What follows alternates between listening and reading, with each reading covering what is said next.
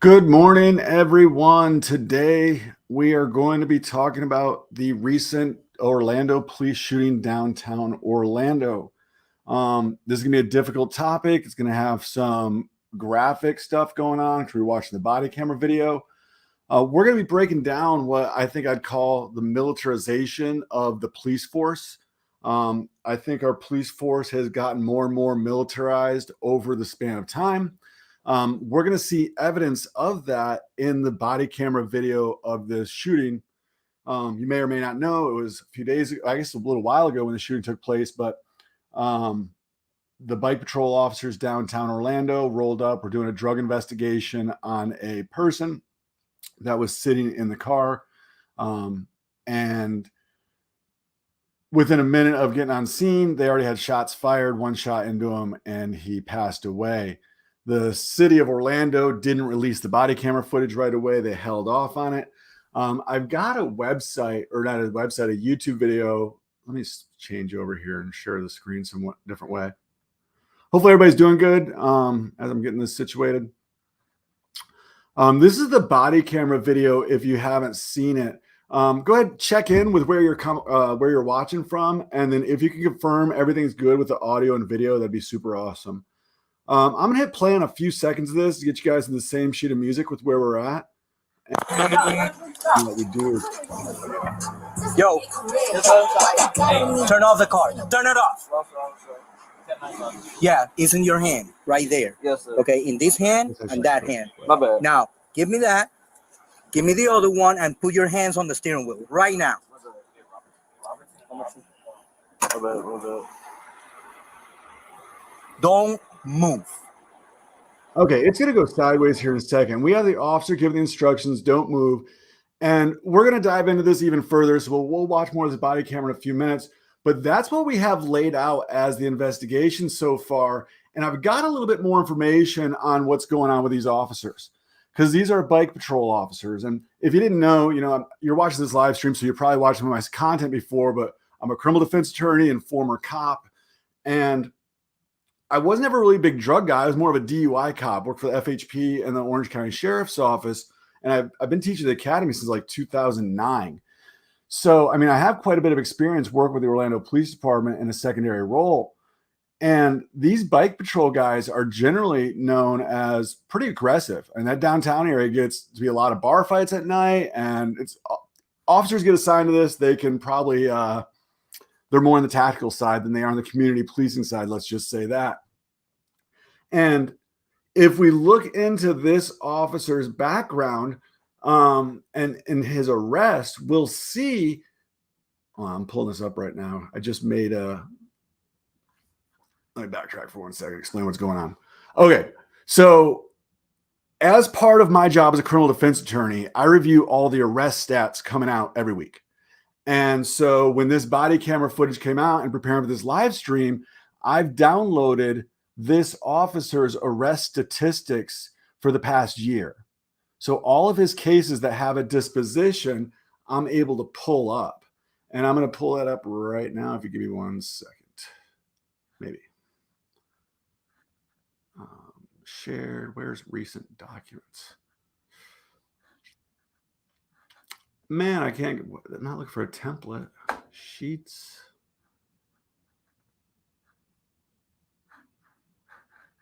Oh man, I'm not gonna be able to find. Not last. Oh, not owned by. There we go. Owned by anyone. Here's what I'm looking for right here. Velez arrest dispositions.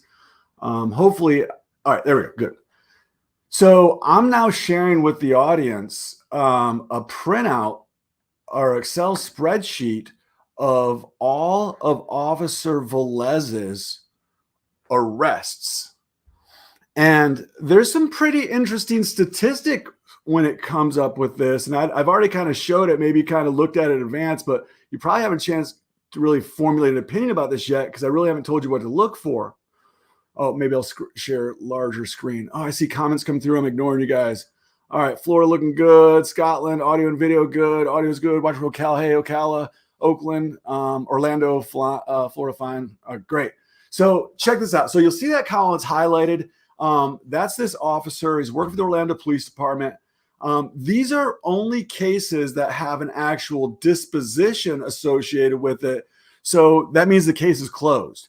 So this is what this officer is producing from arrests. And I kind of want you to think about this for a second. One, what type of arrest do you think he's making? And then two, do you think there's any,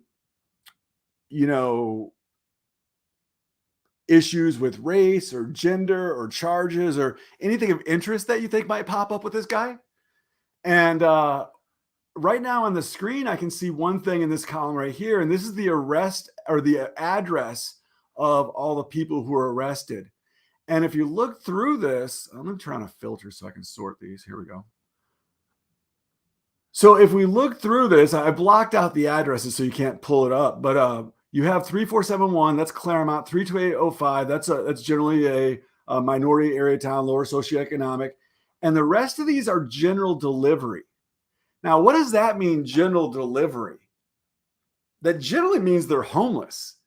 So of all the dispositions that we see here, we see minority neighborhood, all of these are homeless or otherwise don't have an address, minority neighborhood, and then suburbs of or suburbs of Central Florida. So that's pretty interesting right there, how that arrest breaks down, that this is what he has. So this is what this officer has done. It's not a whole lot of arrests. Once again, if you're just joining in, I know some people are in and out. We're reviewing that Orlando Police Department shooting downtown Orlando where there was no gun found in the car. We've already started watching a little bit of the body camera video. And now just to paint a picture of the officer that we're dealing with on this stop, we've pulled up his arrest statistics from this year. And these are only cases that you're looking at that have been closed out.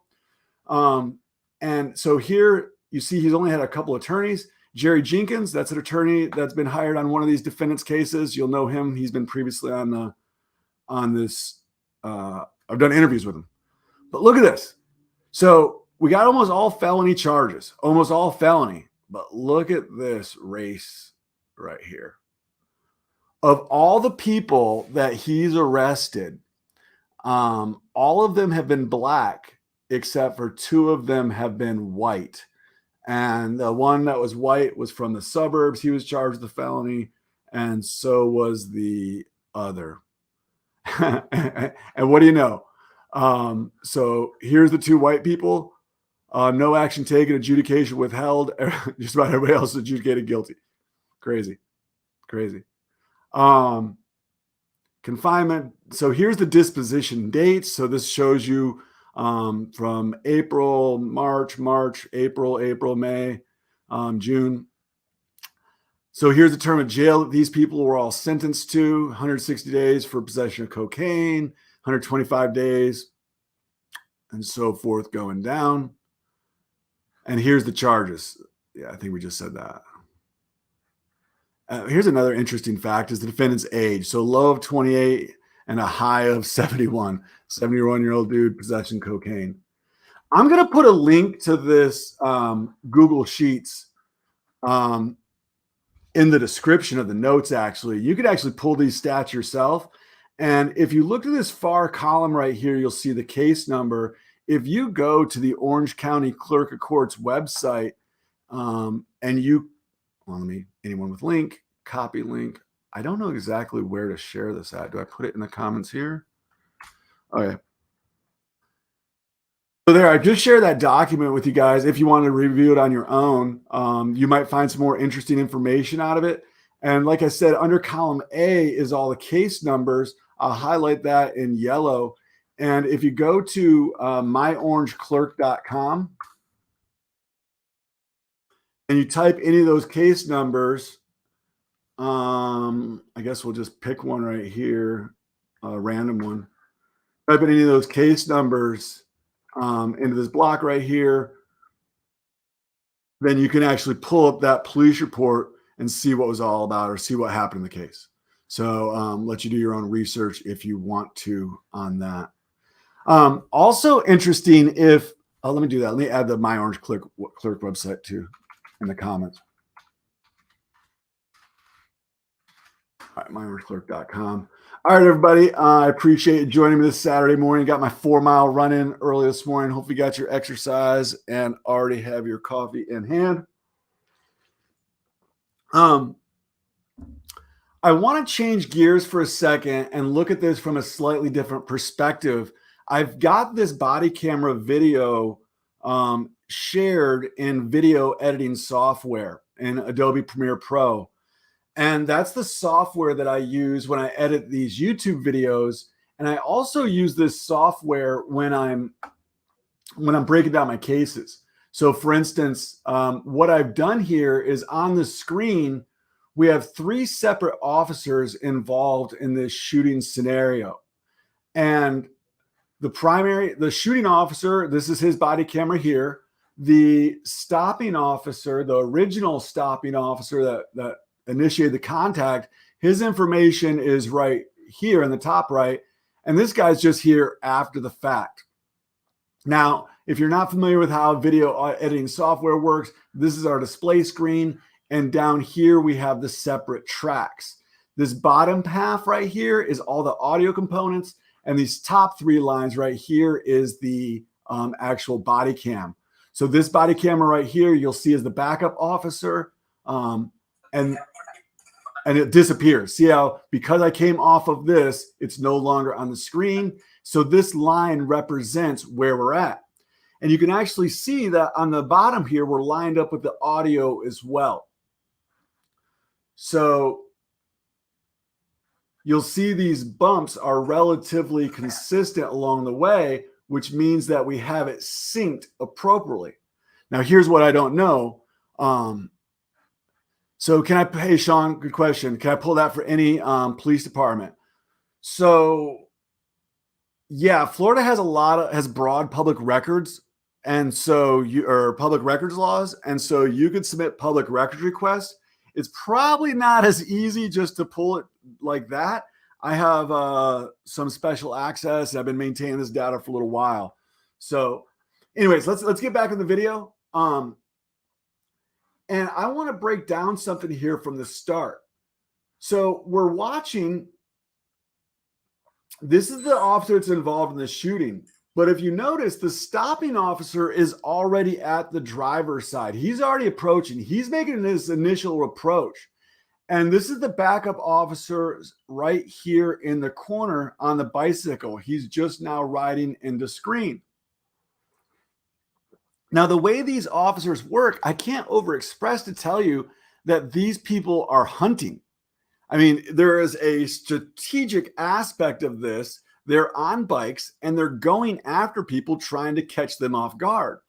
There's actually evidence, if you look through the arrests that we just displayed in that Google spreadsheet, if you look through that, you'll see evidence of this. So this initial officer hops off his bike and he's walking up to the passenger side of the vehicle. He is clearing this vehicle right now and he has not made his presence known. He now makes his presence known and highlights what's going on inside the car. All right. What did he say there? Did you hear those words? He said 95. Why did he say 95 there? Actually, that's a good question. You might not be able to hear this audio. Let me know if you can. I'm going to play this for a second. Just let me know if you can hear this audio.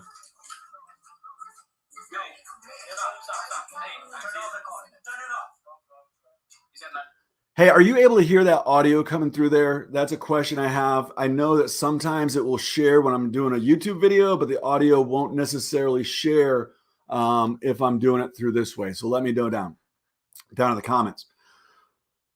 Either way, whether you can hear it or not, I guess the important part is the officer comes across and says 95. Now he's saying 95 to the shooting officer. It's a little bit low.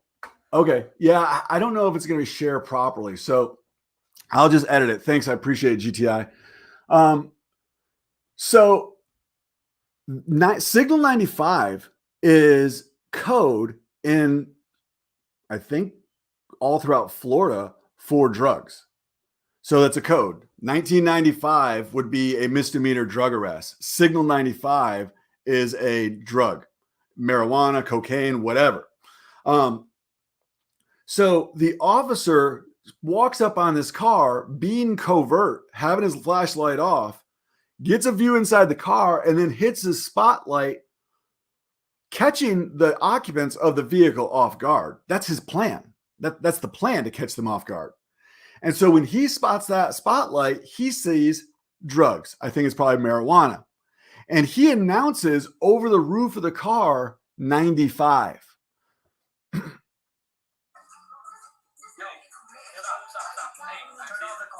So he's already said it. So if he's telling him to turn off the car, the shooting officer already knows that this is a drug investigation and they have cause that they can arrest. Let me see if there's something I can't do about this audio volume here. It says a little bit low. All right, just trying to turn up on my system. I'm not sure if that's going to work. It may cause some echo. If it does, I'll stop it. Turn it off. You said 95. Yeah, it's in your hand, right there. Okay, in this hand, now, give me that. Okay, before we go further, please let me notify me in the comments. Let me know if that audio is better. Can that be heard clearly? Because it's going to be important for the rest of the conversation, whether you can hear it or not. So, because there's marijuana involved, that automatically gives them cause to conduct a criminal investigation. Hey, I appreciate GTI. So they know that this occupant is theirs. This is on lockdown. This investigation is now in their control. There is no question here that they're running the show. But I don't know that they've necessarily, they're on board with that. But I don't know that that's necessarily been communicated to this driver. He doesn't know because the officers are still speaking code word. Turn it off. You said 95. Yeah, it's in your hand, right there. Okay, in this hand, now, give me the... Okay, so if you just heard, the the stopping officer is now calling this in. You can see him right through the window over here. He's on the passenger side.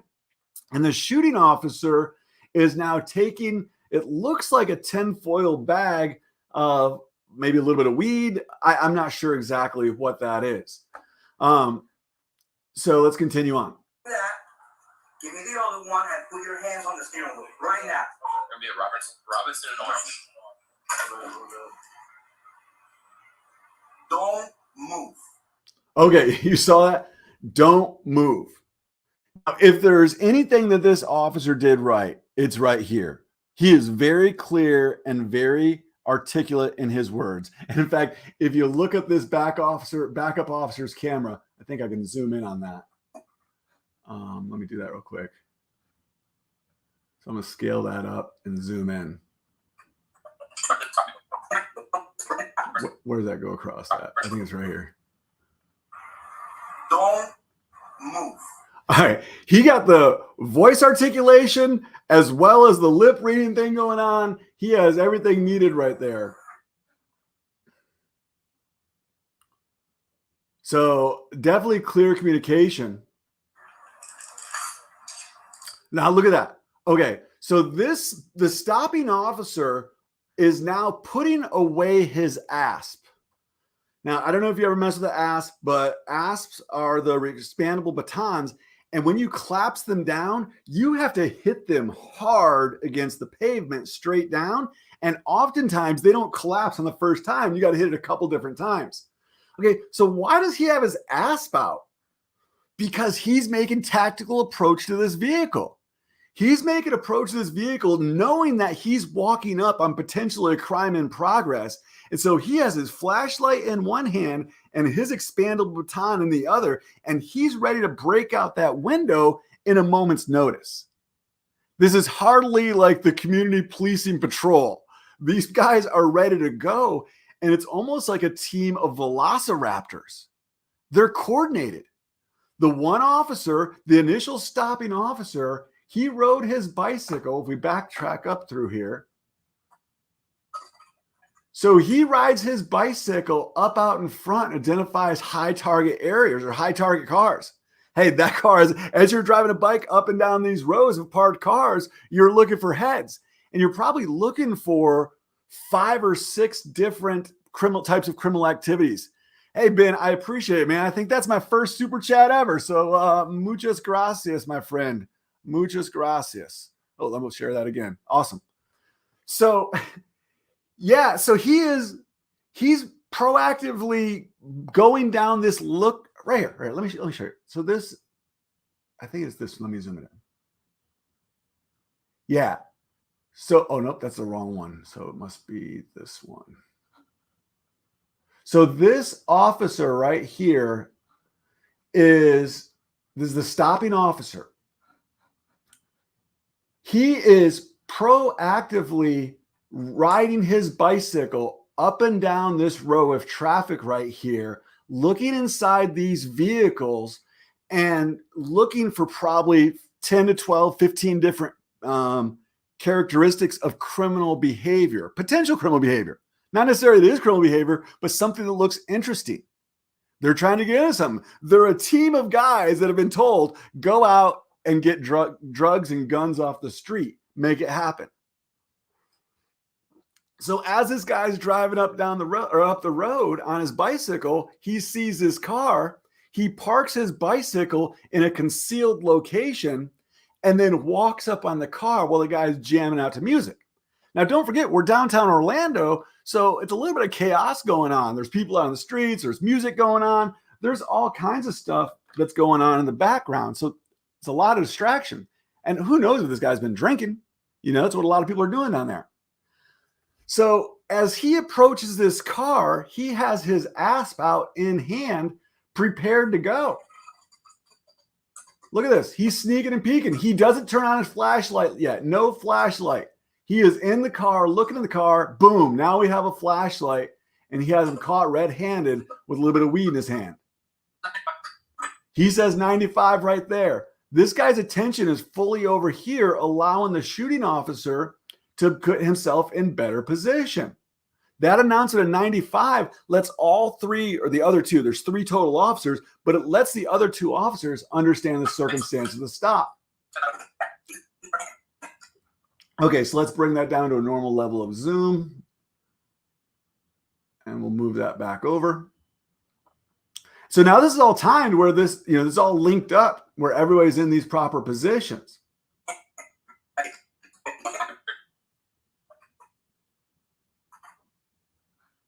All right, let's go back. Listen. Don't move.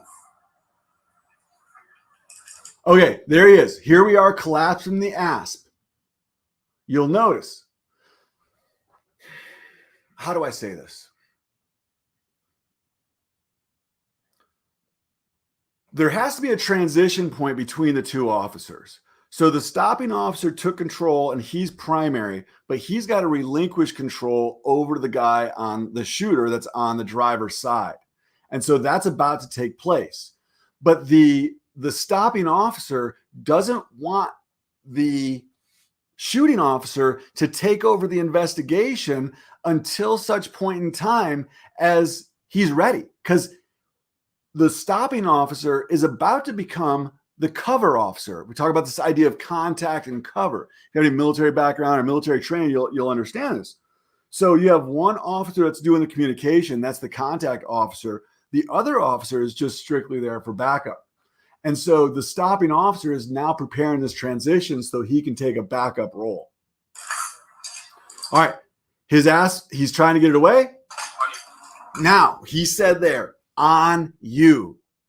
That was that transition we were just talking about. He now says, I've got the cover responsibility. You do what you got to do with this investigation. Let's get him out of the car. Let's get this guy in cuffs. Let's do whatever we're going to have.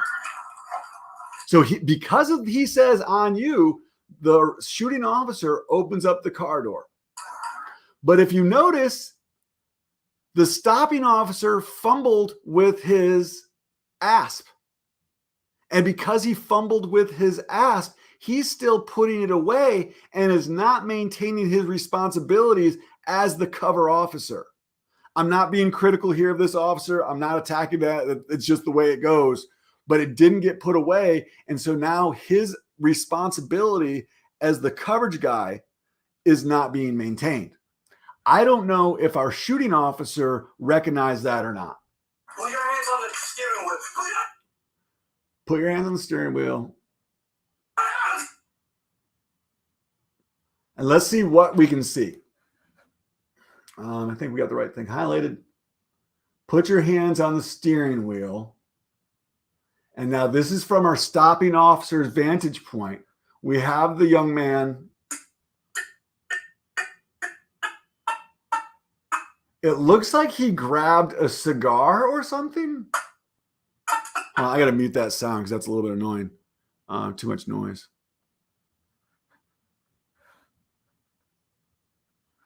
Went too fast. So what did he grab for?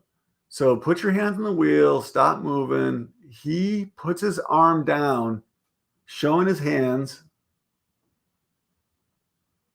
Oh, come on. Of course we can't see. One frame at a time, moving through this. It doesn't look like he even lifts. Oh, yeah, the glove box is open.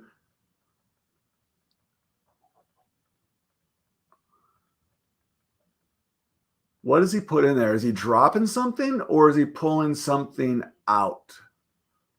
Looks like he still has, looks like a cigar in his hand or something like that.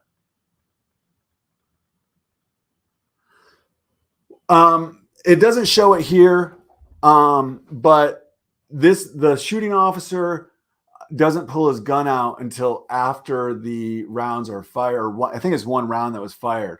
So the shots have already been fired here. And there's a lot of chaos going on. So let me zoom this back in. And let me know if you have any questions or if I'm covering something from an angle. Hey, good morning, Doc. How are you doing? So yeah, let me know if there's anything you guys have of question here. I'm just kind of reviewing this from the standpoint of how I understand it. Oh, I got to get the audio back up.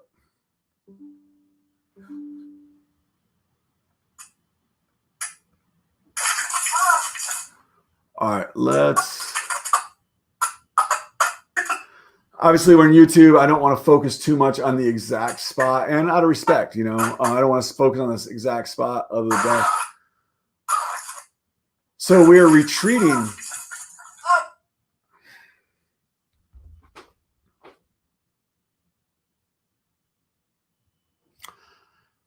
If you look at the shooting officer's gun, that looks like an aim point sight on the front of it. He also has a flashlight. Neither of these things are a problem. Having a flashlight on your gun is something I had. I never really had an aim point dot on my gun because they didn't really have them. Well, they had them, but they weren't really widely accepted back when I was there in law enforcement. I guess I bring this up because this officer has probably trained on his tactics over and over and over again. He's doing quick draws from this. He is practicing sight on target. And I call it conditioned response. Several years ago, we had the shooting up in Georgia on the DUI arrest where the officer placed the gentleman under arrest, the guy under arrest. He fled on foot, took the officer's taser. And as he pointed around to point the taser back, the officer shot him.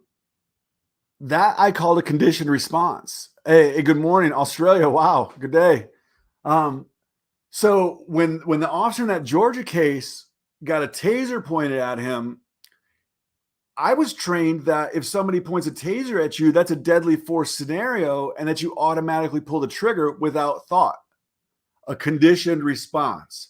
I see deadly force presented at me. My answer is to pull and draw the trigger, or pull my weapon and pull the trigger. Draw my weapon, pull the trigger. So I wonder how much conditioned response training that this guy has gone through, with tactical scenarios of someone reaching in for a weapon or reaching in, a training scenario where somebody's reaching in a glove box, they come out with a toy gun and he's had to shoot and engage in fire. I know that the Orlando Police Department tracks shots on target. So there's and rightfully so, they probably should track the number when they're involved in a shooting. They should track whether they hit the targets or not. But there's also this dark underlying humor within the police department where those numbers are kind of glorified in a locker room kind of way. So there's that aspect of it as well.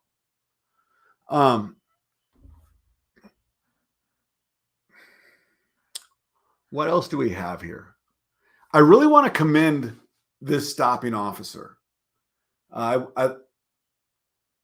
all the people on scene, he is doing the most right. Directly after the shooting, he takes a position. He maintains tactical integrity. He maintains eyes on the suspect and does not respond with sympathetic shots. So a lot of times you hear shots fired and then other people shoot just because the other officer shot. Now, that might be because he was a little bit late to the game because of his asp incident. I don't know. But in any event, he's cognizant enough that directly after the shooting, an ambulance goes by. Are you guys good? Yeah. You guys shoot? Yeah, I did. 43 shots fired. So that's him calling in. Hey, you guys good? Let's verify that. Did you guys shoot? Yep. Let's get factual information. Shots fired. Man, that is good stuff right there. This guy knows what's going on. He sounds like he's professional. He's not overreacting. Sir, hands. Hands.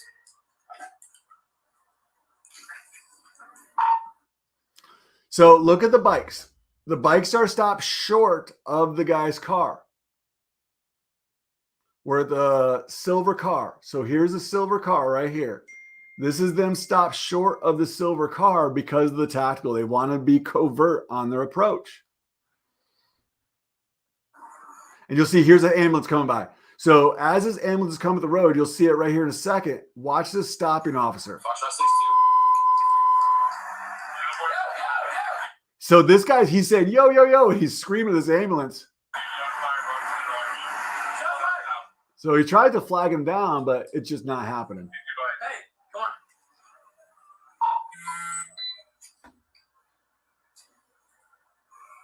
You good? I got his hands. Okay. We got to register first aid. Come on. Okay, so he says, I got his hands.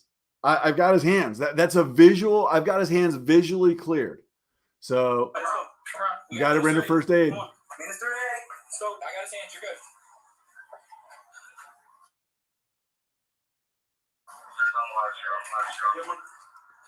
Now, I don't remember exactly where I saw it, but on one of these, as I was preparing this, so if I have an EQ, all right, a land down under, I will definitely check on that. I can't do it right now. We're about to wrap things up here in a few minutes. We're 33 minutes in anyways, but I will check that out, and I'm down for any advice you can give me. I'll look at that 2 hertz aspect of the EQ. One of the things I'm trying to upgrade here is my audio and my video aspect. I'm using this cheap mic here, but just one step at a time. So, man, I got so much more to say, but we're running out of time. I didn't expect to spend so much time on this video. I've combed through a few of those arrests that we reviewed. Let me switch screens back over. Present. That's not what I want to do.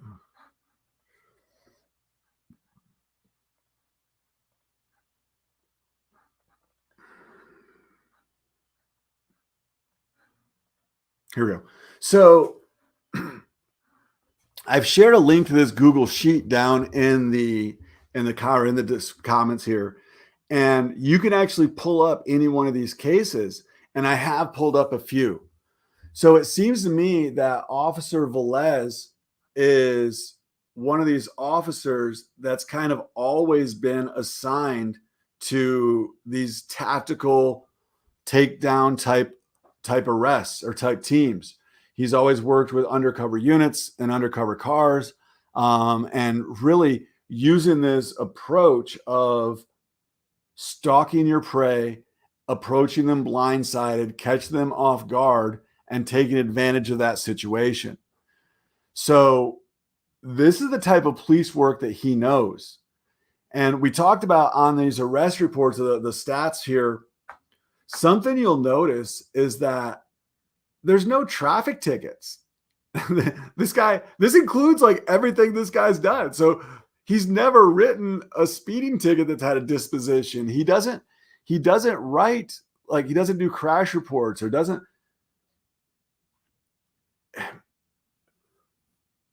This type of officer doesn't consider messing around with soccer mom and soccer dad part of his job, which is fine. We need that. I'm not attacking him as an officer. What I'm saying is that these officers exist, and these officers are training themselves to go after bad guys, real bad guys with bad guns and dangerous situations. But because they're doing that, they're also engaging with not so bad guys, and their bad guy training is taking over, and people are ending up hurt where they probably shouldn't have been. So I don't know. What are your thoughts on that? What are your thoughts on this officer in this shooting scenario? Do you think the don't move and the fact the guy went for his center console, do you think that's enough to justify the shooting? There's a lot of people that are trying to give him a pass. I presented this to a group of attorneys, and the attorney said the officer told him not to move. And I was a little taken aback by that attorney's response, because if we're talking about use of force scenario, the standard, I think I have that actually saved. The standard is objective reasonableness. Let me see if I looked this up last night. Canada's response traffic response.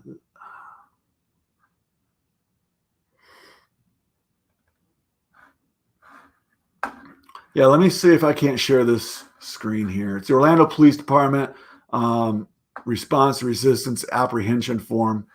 I got to get the right screen to share it with you guys. Stop share here and present screen share window. Okay, so let me verify I am sharing it. Yep, sure am. Okay, so OPD's response resistance. I'm not super familiar with this. I looked at it a little bit earlier. We have the basic definitions. Active resistance, those subject actions are intended to facilitate escape or to prevent arrest, not likely to cause injury. That's probably where we're at here. What's deadly force? Any action by a subject or employee that is likely to cause death or great bodily harm. Deadly force resistance, subject action are likely to cause imminent danger of death or great bodily harm to employee or another person. So the officer said, I feared that he was going for a gun. Does that rise the level? Let's keep going down here a little bit. Force, forcible felony, great bodily harm, hard control. Here we go. Objective reasonableness. The constitutional standard for using any force based upon the totality of circumstances from the perspective of a reasonable officer on the scene, known to or considered by the employee at the moment the force is used. Okay, so the question is, would a reasonable officer at the scene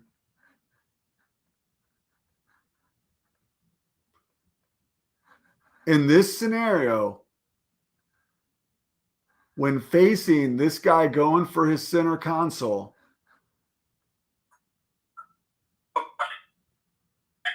does he pull him out?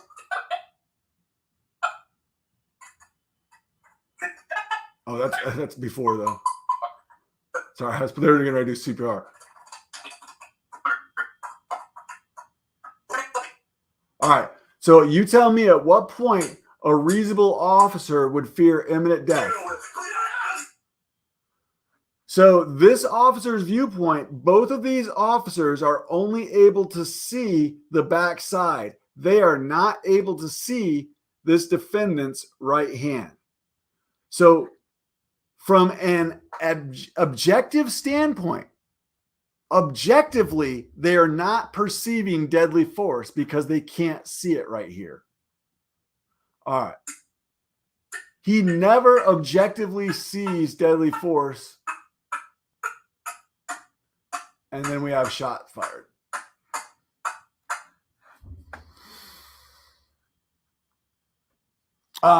Please are important. Please respect our rights. Are paramount. Trigger happy. Please, yeah. Isn't the type of person that's been brainwashed you? Yeah, it's so crazy. Someone yelled gun. I don't know if I heard somebody yell gun or not. I don't think that's the case.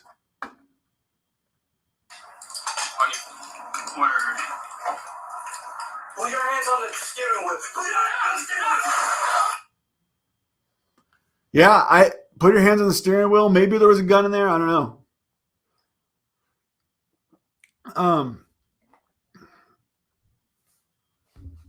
No doubt about it, this officer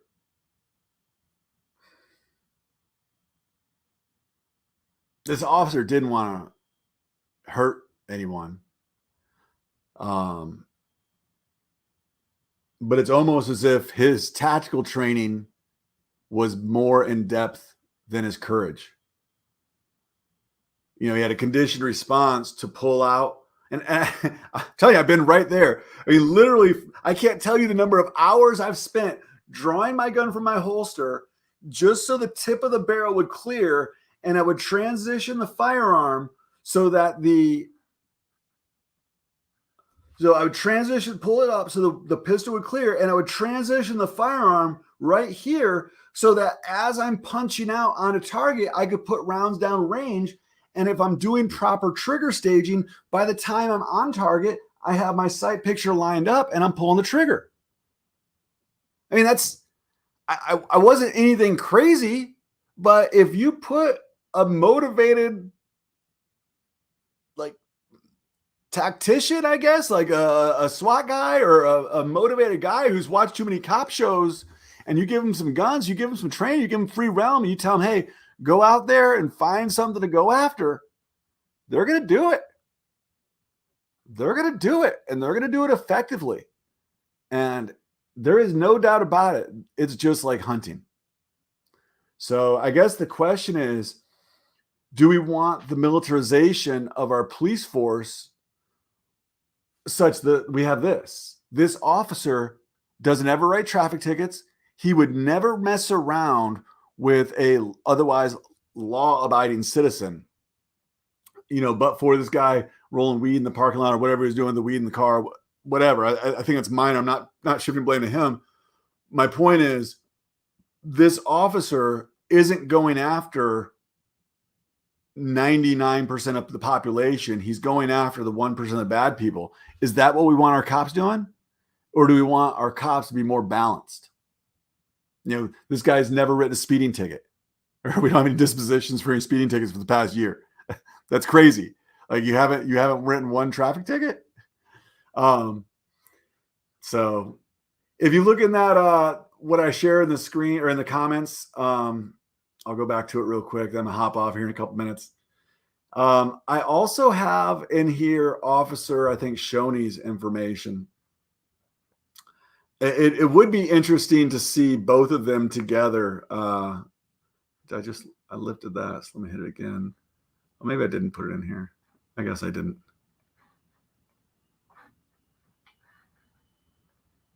Oh, I did in this one. Okay. So yeah, on sheet 2 of this thing that I shared, I also put Officer Shoney's arrest information in here. And if you recall, Officer Shoney was the Orlando police officer that fled from the traffic stop up in Seminole County a few weeks ago, and his video kind of went viral. He's facing the charge for fleeing and looting. So what I think is kind of interesting here is that if you look at Officer Shoney, we already looked at Velez's stuff. Let's look at Officer Shoney's in the same way. Officer Shoney writes a few traffic tickets. Probably about, let's see, I don't know, just less than half of his interactions are actual traffic tickets. From a racial standpoint, we have 4 white people, and the rest are black out of, I don't know how many. Is that like 20? Address, same thing. We have a lot of general delivery, which generally means they're homeless or don't have an address. So you have I would call that an easy target. You know, if you're trying to make stats, it's not hard to go after a homeless crackhead and to put them in jail on a felony. And then you look like you're doing a lot of work, but really you're just putting a homeless guy in jail. So, yay, good job. Let's keep going across. A lot of his cases getting dismissed, adjudication of guilt. Remember, this guy is no longer a police officer, or at least is on leave or something like that. Here's the type of charges he's going with. Oh, what do you know? So the officer that fled from the police also has a disposition, and the guy he charged with fleeing and attempting to elude got 3 years in prison. That's interesting. Grand theft, obstructing, obtaining public assistance by fraud. So that sounds like, so police report. This is proactive, police report type case, probably proactive, possession count is proactive, proactive. So yeah, a lot of these are going to be proactive cases. But we're still hitting a huge minority demographic. So almost all minorities. It's interesting. It's interesting. Yeah, man, play stupid games, win stupid prizes, huh? Yeah, I'm not sure about that though. There was clear directions. Don't move. Don't move. Those were clear commands. But I think this officer is going to have a hard time sleeping with this one over the course of the next 15, 20 years, the rest of his life, really. If our officers are going to be trained with the tactics, the military style tactics, they've got to have the courage to stand in there and stand the fight. And they can't jump the gun, pulling the trigger, scared like a little bitch when there's no gun presented. They got to stand in there. And you can't have it both ways. You can't be Jack Bauer with all your Jack Bauer toys without the courage to stand there and face your enemy like Jack Bauer. So, all right, let's see what we got here. Playing stupid games, we already said that. Let's see if we go through the comments. Hypervigilant today's world. Yeah, who programs me? Yeah, who programs us exactly? What? Go down a rabbit hole. Think tanks 20 years ago began to express concern about the militarization of the police force. They no longer see themselves as citizens. It's us versus them thing now. Yeah. It's almost like Hunger Games. In the DUI realm, when I was hunting those, I had to get 8.3 DUI arrests per month. And then if I would do that every month, then at the end of the year, I'd get sent up to Tallahassee. I would get an award for making 100 DUI arrests a year. Only like 1% of the officers did that. Because I was placed in the top, 1% of officers, I was able to leverage that to get new gear, leverage days off, extra training. And I continued to produce, and it became a game. And I think that's where it starts to get dangerous, So, all right, guys. Hey, I'm going to call it quits for the day. I appreciate you guys hanging out. As I continue to get better with the stream, continue to improve. I think what I'm going to end up doing is I've already done it. I've created a Reddit account or Reddit subreddit. I'm not too familiar with Reddit, where I'm going to allow you guys the opportunity to like post ideas or share ideas with particular topics you want to go over. And then I'll use that as my launching platform, because there's so much good stuff that needs to be addressed each week. And I don't have the time to go through and do a lot of organization. But if you guys see something you come across, you'd like me to review it, I think that Reddit or that subreddit would be a really good platform to share that information just for this live stream and kind of be our go-to place. But we'll get that up and running. And hopefully over the next couple of weeks and months, I'll get this more and more organized, and we'll get better content brought out to you on relevant topics that will help us become better and more responsible citizens, make this world a better place. So hit it hard. Have a good week.